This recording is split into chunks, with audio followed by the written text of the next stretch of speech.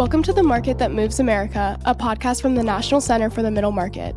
The center is the leading source of knowledge, leadership, and innovative research on the middle market economy. Throughout our podcast, we will feature middle market leaders and stakeholders to hear their real-world perspectives on trends and emerging issues. Welcome to The Market That Moves America. My name is Doug Farren. I'm the Managing Director for the National Center for the Middle Market.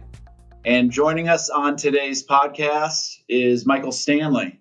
Michael is the founder of a mid-sized provider of risk management, underwriting, and claims management services, and they are based in Southlake, Texas. So, Michael, welcome to the podcast. Yeah. Hi, Doug. So, why don't we just get started? If you could, just tell us a little bit about yourself, your background, and maybe some of the origin story of how and why you founded CIS Group. Yeah, Doug, sure. Well, if there's anything such as unconventional in how you start a company and get it into the middle market, I was out of college and graduate school. I was teaching math and coaching football and doing what you do as a teacher and a coach. But I had the summers off and was still relatively young then. This is obviously a few years past. And a guy that I went to graduate school with called and said, "Hey, what do you do in the summers?" And I said, "Well, I teach a class and pill around, not much." And he said, "Well, hey, do you know anything about catastrophic claims?" I'd never heard of, didn't know anything about it. Said, "No, tell me what it is." And so anyway, he explained it to me and said, "Would you like to come up and help me out for a couple of months?" I was still single. So, and it was come out and help me. It was in Austin, Texas, not a terrible place to be when you're at that time. So I went down and worked for a bit for a provider. It's a company that's actually still a competitor of ours, a very friendly competitor. And really liked it. Didn't know anything about the insurance business at that point. I thought my insurance agent was an insurance company. I didn't know much about it, but I got there and enjoyed it and met the couple of the principals of that company. We hit it off, Doug, and they offered me a job. And it was, certainly I was passionate about teaching and coaching, but I'd been doing both for a bit. And so I said yes, almost serendipitously. I just said yes. And so I went to work for this company. This was 1991 or 1992. I went to work and through just a series of interesting events, I wound up getting promoted a couple of times, probably before I should have, and wound up as a regional manager, regional operations manager for this company. And Allstate out of Northbrook, Illinois, was a customer. Got to know them pretty well. They approached me, Doug, and said, "Hey, we're thinking about outsourcing this sort of underwriting services, some of the pricing mechanisms, things that we've done in-house forever. Would your company like to do it?" I was young, and the answer to them always was yes. Well, sure, we'd like to do it. And so yeah. And the company I was working for, we stood up this division. And it was fine. It was working fine. It just wasn't core to what they did. The company I was working for said, "We'd like to exit that and start doing, get back to what we actually are built to do." Allstate approached me because I had the manager, and they said, "Hey, have you ever thought about having your own company?" So the story would be so much better if I had this great idea and started everything. Like, I've tried to tell this story with peer groups, and they're like, "That's a pretty good enabling customer." Anyway, right. I said yes. And so that's the ad. And I said yes, hung out a shingle, very cliche, actually in the basement of our house in Chicago, where I lived at the time as the regional manager. Started it working in a 6-county Chicago area. And with some, obviously we worked hard, but a lot of good fortune, a lot of good timing that I didn't really have I didn't have anything to do with, but a lot of good fortune. And so I'll connect the dots. Anyway, doing that with one customer in a 6-county area, we expanded over the years.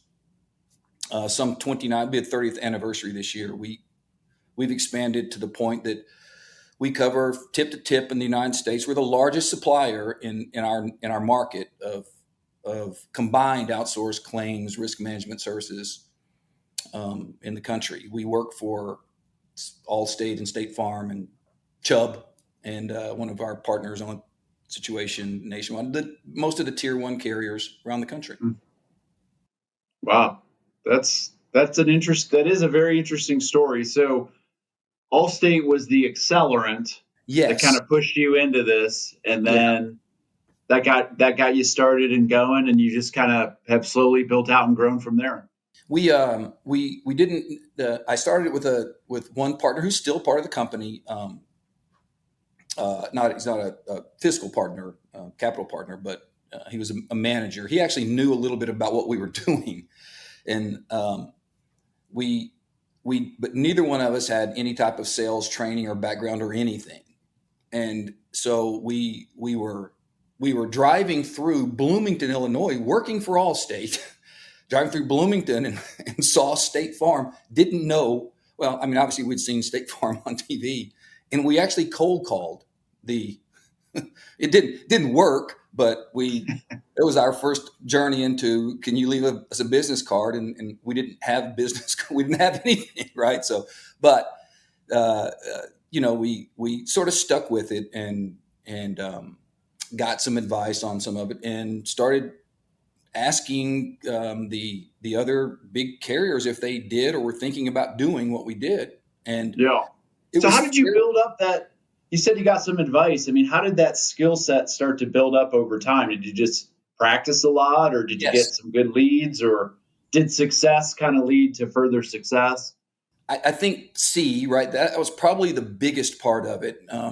We didn't start off with small. Our customers are big, Fortune 50, Fortune 100 companies, and we didn't. We had built the product to service a big major carrier, and the industry was going through a fundamental shift in the way they conducted business. They were these old line, very, very meticulous, very buttoned up, very conservative insurance companies. We're beginning to, for the first time really in their history, we're starting to outsource field operations. They never wanted to do it. And so having a big company on your resume with some pretty good referrals, that's probably had more to do with us getting in the door. And we did some research, Doug. We found a couple of conferences. It's just what you think. Just at that time, probably Barnes and Noble. I'm not sure we were on the internet looking for it, but just found a couple of books about how to do it. And I'll be darned if we called on them, started selling to them in different forms and fashions. And we did get some advice. We actually hired a sales advisor, not a full-time sales rep. He's a guy that retired, worked in big B2B shops, and he taught us a lot about how to get past the initial objections to get in the door.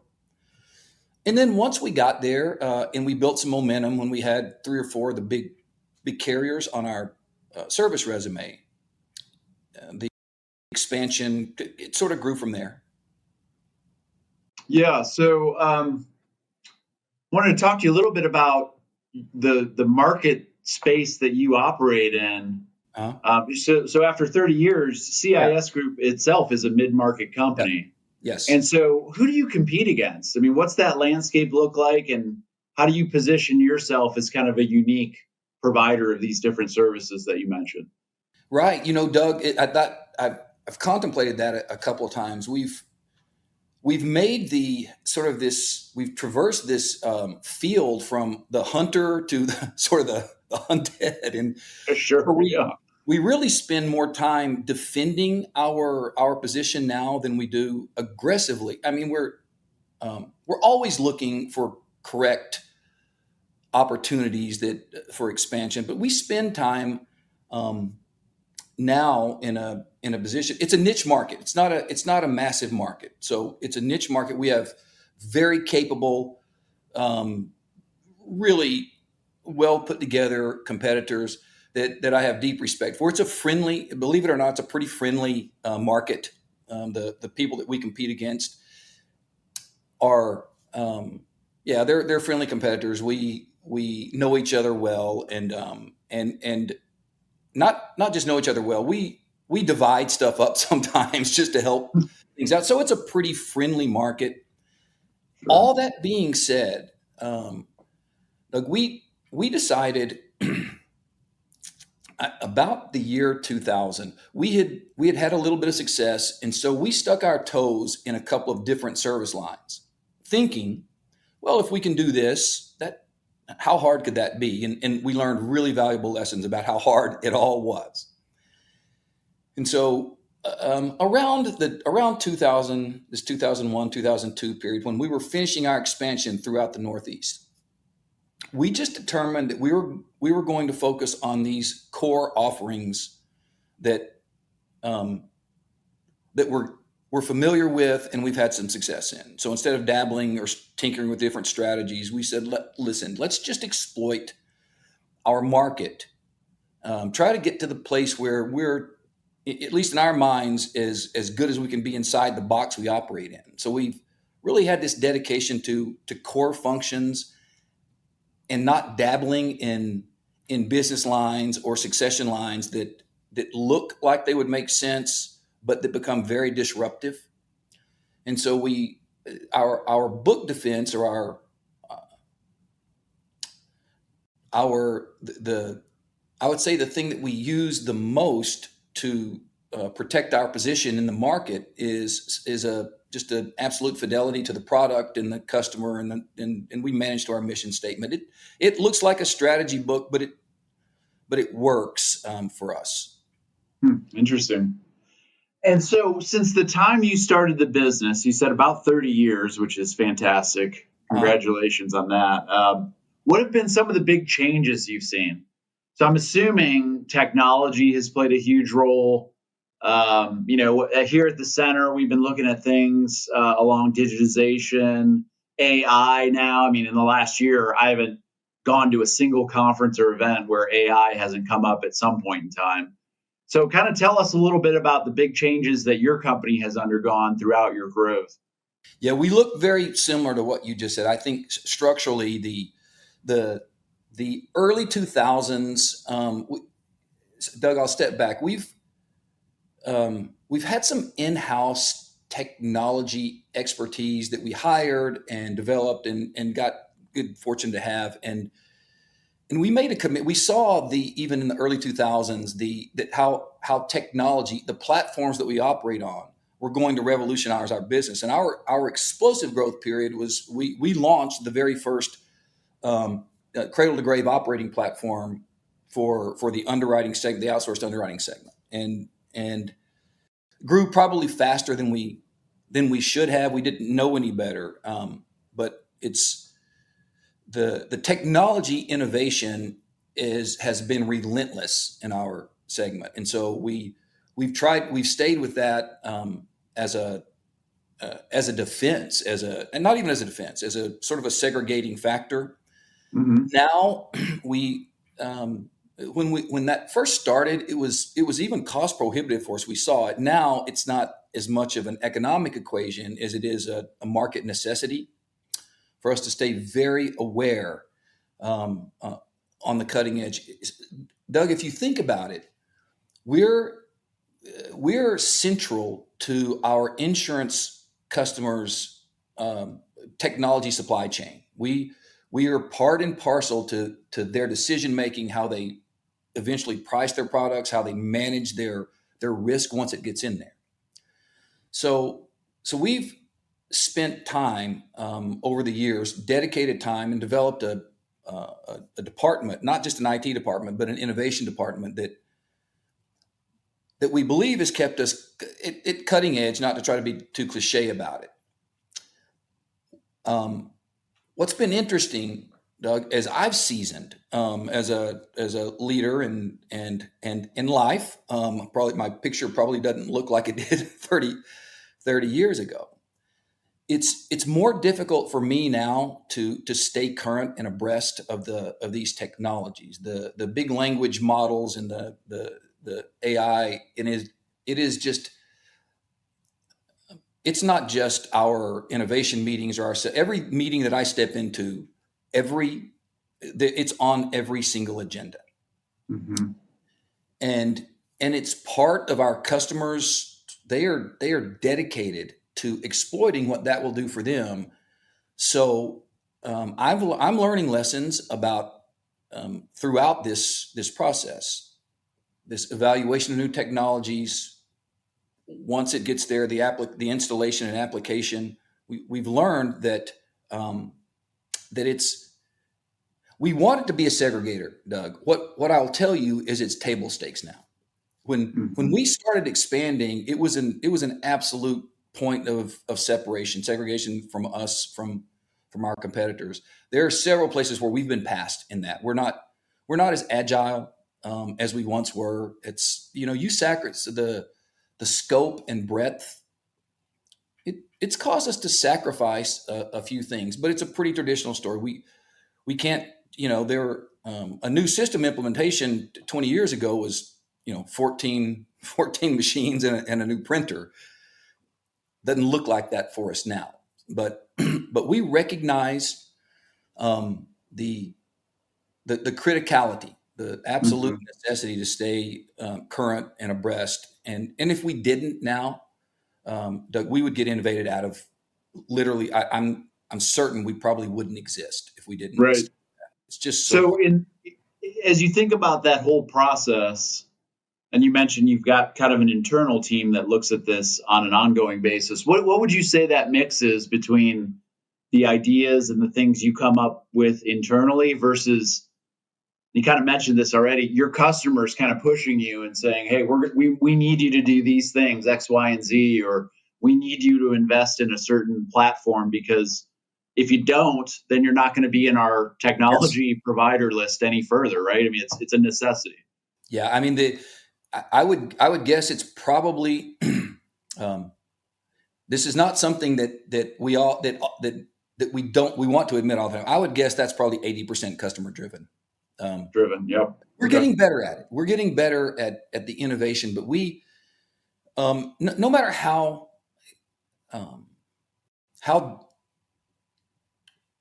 with what kind of precision and the tempo and the cadence we address this technology platforms, we're working for customers who are they're much larger than we are, and so things that we think are super innovative when we bring it, one of two things happen. When we get there with them, they're saying, "Well, we've done that," or "3 people have been here before you doing that." So we it's necessary then for us to react accordingly when we do it. We look to be proactive in this. Mm-hmm. But we're a platform provider. We're not really a tech builder. So although it's a robust department for us, we source most of the development. We try to take it off the shelf when we can, and the customers like that because it can be we can have a common platform. But overall, I would suggest it's probably 80% customer driven. Sure. Shifting gears a bit, I don't think I asked you this, but how many people are on the CIS Group team? How many total employees do you have? It's a lot. I don't touch that often, but it's Okay. We're right in the middle of your what we're going through an acquisition. It gets bigger sometimes. Yeah, while we're talking, we're in the middle of your middle market segment. Yeah. Well, where this was leading me was, our middle market indicator survey, which is semi-annual. I mean, we've been consistently seeing a lot of mid-market companies, regardless of industry or even size. One of their big struggles right now is around talent and finding employees, and specifically employees that have the right skills. Right. I mean, it's one thing to just hire somebody, but then are they trained? Like, are they up to speed on all of these platforms and digital technologies? So How are you navigating that? Um, uh, Gently, firmly, sometimes awkwardly. I would tell you, Doug, it's the number one. For Yeah. if we went into we brought our senior, well, we just finished. We bring our senior leadership team in from around the country.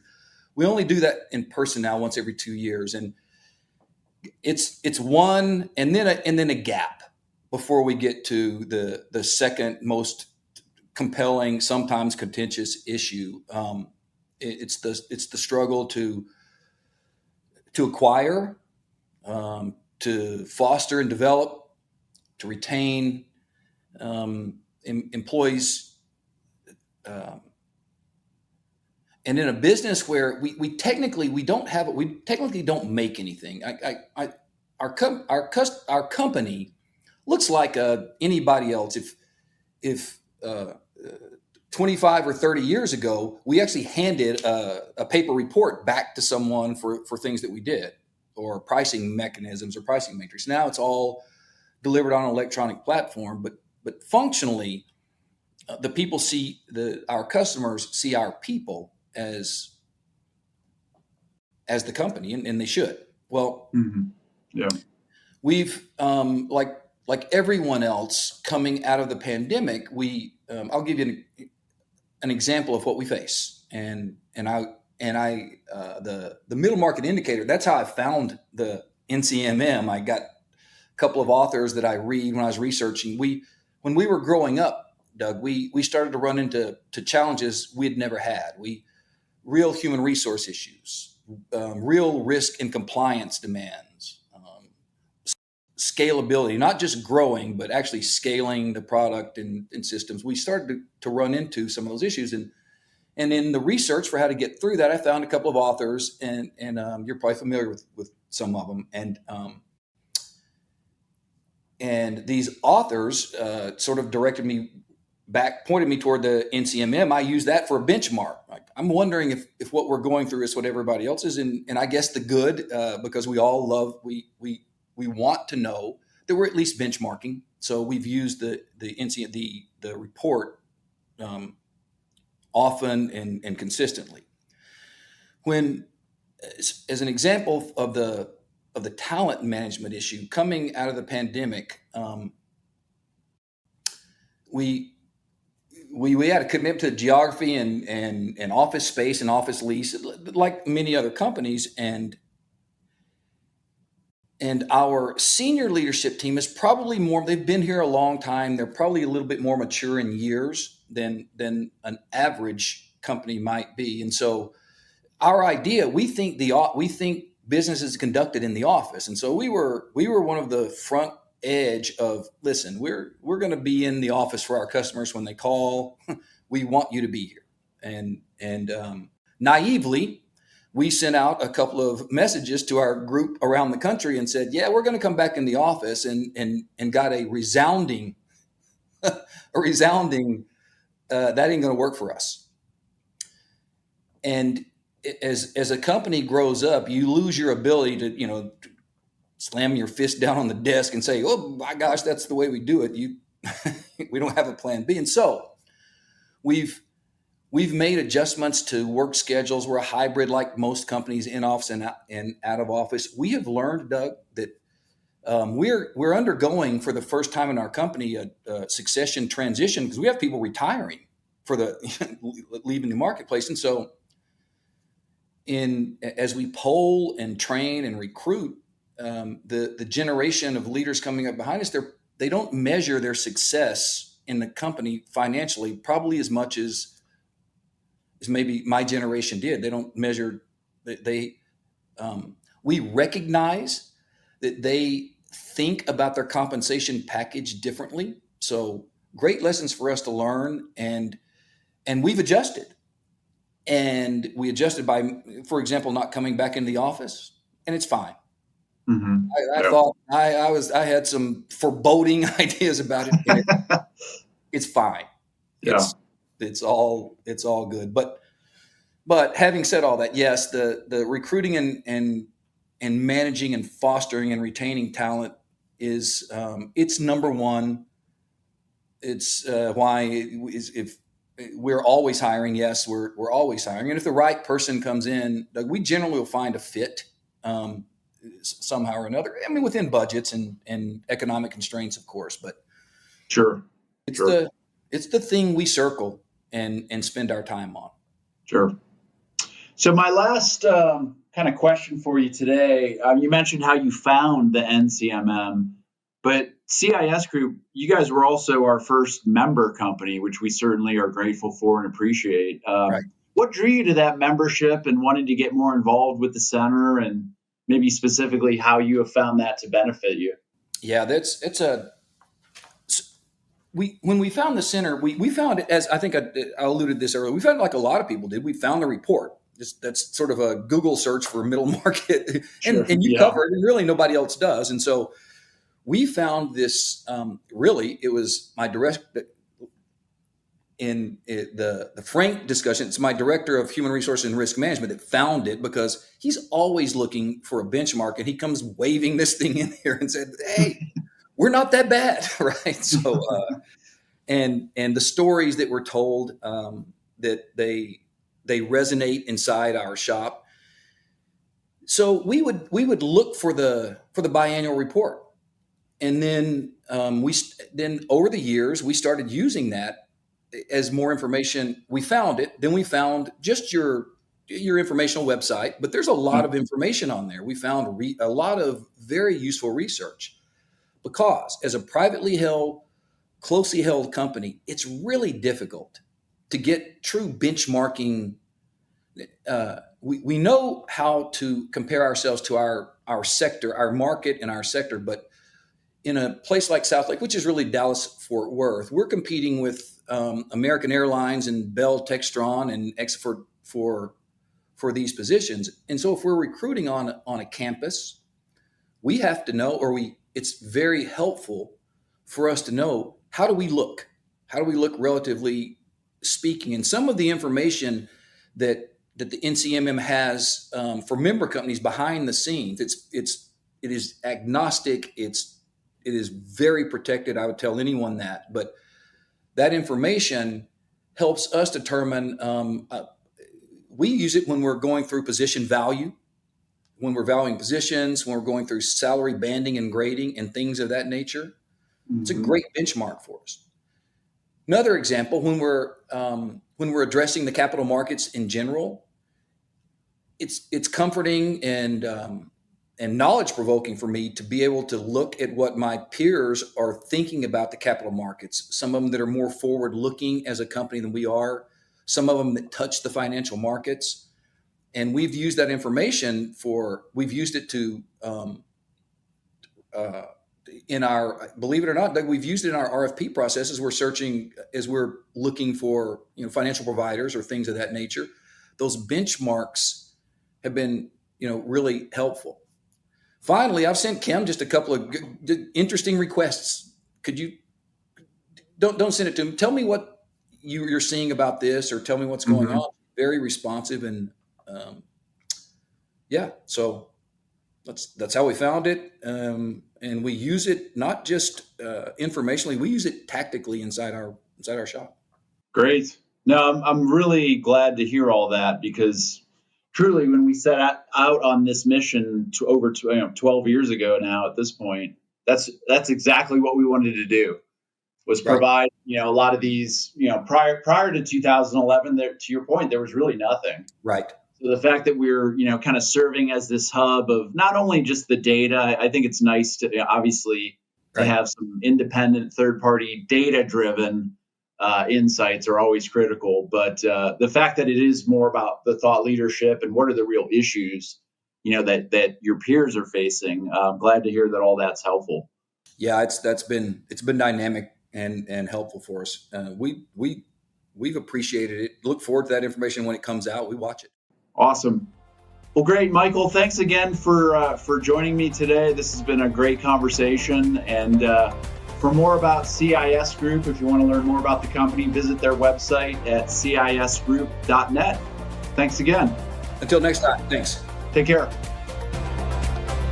Thank you for listening to The Market That Moves America. Never miss a new episode by subscribing anywhere podcasts can be found. You can also subscribe to our email newsletter at middlemarketcenter.org.